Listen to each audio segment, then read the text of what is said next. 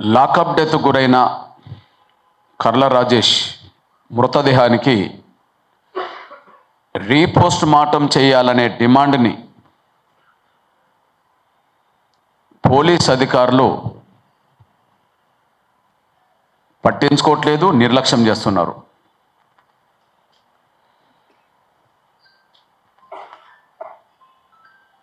Repost mortem చేస్తేనే కర్ల Rajesh మృతదేహానికి repost mortem చేస్తేనే ఆయన చనిపోవడానికి అసలు కారణాలు బయటకు వస్తాయనే విషయాన్ని మేము మొదటి నుండి చెప్పుకుంటూ వస్తున్నాం. అయినప్పటికీ రీపోస్ట్ మార్టం చేయడానికి పోలీసులు ఎందుకో జంకుతున్నారు. నేను పోలీస్ యంత్రాంగ పెద్దలకి సూర్యాపేట ఎస్పీ గారి నుంచి మొదలుకొంటే డీజీపీ వరకు, సూర్యాపేట జిల్లా ఎస్పీ నరసింహ గారి నుంచి మొదలుకొంటే డీజీపీ గౌరవ శివధరెడ్డి గారి వరకు డిపార్ట్మెంట్ అధికారులుగా నలుగురిని కలుస్తూ చెప్పుకుంటూ వచ్చాను. ఎస్పీ గారిని,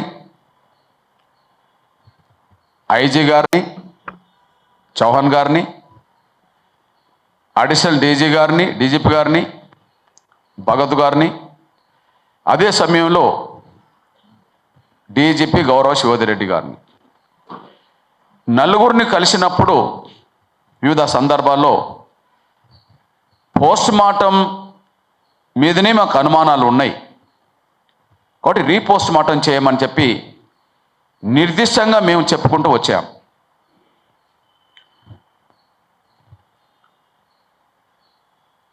పోలీసు యంత్రాంగం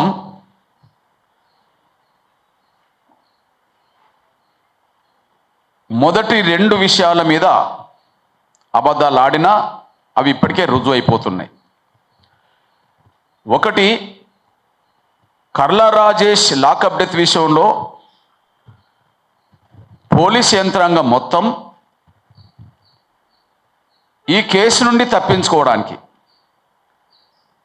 కర్ల రాజేష్ కేసు నుంచి తప్పించుకోవడానికి 3 అబద్ధాలు ఆడుతూ వస్తున్నది. మొదటి పాయింట్, కర్ల రాజేష్ని మేము అక్రమ నిర్బంధం చేయలేదు అని. రెండో పాయింట్, ఆయనను మేము చిత్రహింసలు పెట్టలేదు అని. మూడో పాయింట్, ఆయన చనిపోవడానికి కారణం చిత్రహింసల వల్ల ఆయన చనిపోలేదని, ఆయన హార్ట్ అటాక్తో చనిపోయిందని వీళ్ళే నిర్ధారణ చేశారు. ఇక్కడ 3 అబద్ధాలే. మేము మొదటి పాయింట్ నుండి వస్తున్నాం, అక్రమ నిర్బంధం, చిత్రహింసలు, దానివల్లనే ఆయన మరణము అని. వాళ్ళు అక్రమ నిర్బంధం మేము పెట్టలేదు అన్నారు, అది అబద్ధం. చిత్రహింసలు మేము పెట్టలేదు అన్నారు, అది అబద్ధం. ఆయన మరణానికి మేము కారణం కాదు అంటుండ్రు. ఇక్కడ మొదటిది అబద్ధం అవుతే పోలీసులది అన్ని అబద్ధాలే కదా. మరి అక్రమ నిర్బంధం పెట్టలేదు అన్నారు, అది అబద్ధం అని మేము అంటున్నాం. అబద్ధం నిరూపిస్తున్నాం. ఆయన 5వ తారీఖు నుంచే అక్రమ నిర్బంధంలో ఉన్నాడు అనే విషయం మేము నిరూపిస్తున్నాం. కాబట్టి అక్రమ నిర్బంధం పెట్టలేదు అనేది వాళ్ళు అన్నది తప్పు అనే విషయం రుజువైతే, ఇక చిత్రహింసలు పెట్టలేదని కూడా తప్పే కదా. ఇక ఆయన చావుకు మేము కారణం కాదనే మాట కూడా తప్పే అవుతుంది కదా. మొదటిది వాళ్ళు రైట్ అనేది నిరూపించుకుంటే అన్ని రైట్ అవుతాయి.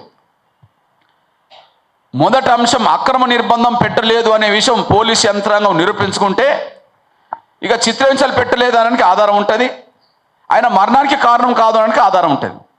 కానీ మొదటి దాంట్లోనే వాళ్ళు అక్రమ నిర్బంధం పెట్టిండ్రు అనేదే స్పష్టంగా రుజువు అవుతుంది. ఇక అక్రమ నిర్బంధం పెట్టలేదనే మాట తప్పే కదా. ఇక అక్రమ నిర్బంధం పెట్టలేదనే మాట తప్పైనప్పుడు చిత్రహింసలు పెట్టలేదనే మాట తప్పే కదా. ఇక చిత్ర హింసలు పెట్టలేదు అనడానికి మీరు ఎన్ని చెప్పుకున్నా కూడా ఇక పోస్ట్ మార్టం నివేదిక కూడా తప్పే అవుతుంది కదా. ఇక్కడ మేము సమాజం ముందు, పోలీస్ యంత్రాంగం ముందు, ప్రభుత్వం ముందు మొదటి రెండింటిని నిరూపించడానికి సిద్ధంగా ఉన్నాం. అక్రమ నిర్బంధం వాస్తవం కాదని చెప్పే ధైర్యం, నిజాయితీ పోలీస్ యంత్రాంగ పెద్దలకు లేదు. అక్రమ నిర్బంధం పెట్టలేదనే మాట బహిరంగంగా వచ్చి చెప్పడానికి, ప్రెస్ ముందుకు వచ్చి చెప్పడానికి పోలీస్ యంత్రాంగ పెద్దలకు ధైర్యం లేదు, నిజాయితీ లేదు. ఇది స్పష్టం. దాదాపు రాజేష్ చనిపోయి అక్రమ నిర్బంధంలో చిత్రహింసలు గురై, లాకప్ డెత్ గురై రేపు 16 తారీఖు వస్తే 3 నెలలు. నవంబర్ 16న చనిపోతే ఇప్పుడు ఫిబ్రవరి 16 వస్తే 3 నెలలు. అంటే దాదాపు ఇప్పటికే 84 రోజులు గడిచిపోతుంది. ఈ 84 రోజుల్లో మేము అక్రమ నిర్బంధం అని చెప్పి రోజు చెప్తూ నిరూపిస్తూ వస్తున్నాం సమాజం ముందు, పోలీస్ యంత్రాంగం ముందు. చిత్రహింసలు పెట్టిండడానికి సాక్ష్యం చెప్తూ వస్తున్నాం. ఈ రెండింటి విషయంలో కాదని పోలీస్ యంత్రాంగ పెద్దల నుంచి కనీసం వివరణ రావట్లేదు ప్రెస్ ముందు. ఒక మీడియా ముందుకు వచ్చి ఒక ప్రెస్ మీట్ పెట్టలేని పరిస్థితిలో పోలీస్ డిపార్ట్మెంట్ ఉన్నది. మేము ముందే ఇక్కడనే సోమాజిగూడ ప్రెస్ మీట్లో ఒక మాట చెప్పాం.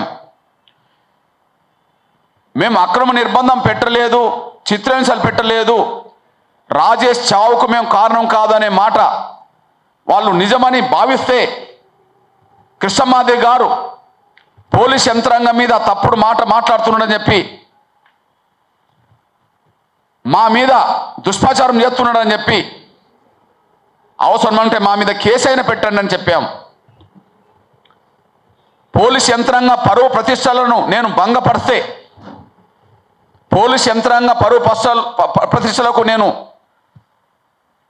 కారణమవుతే నా మీద కేసు పెట్టమని కూడా డిమాండ్ చేశాం.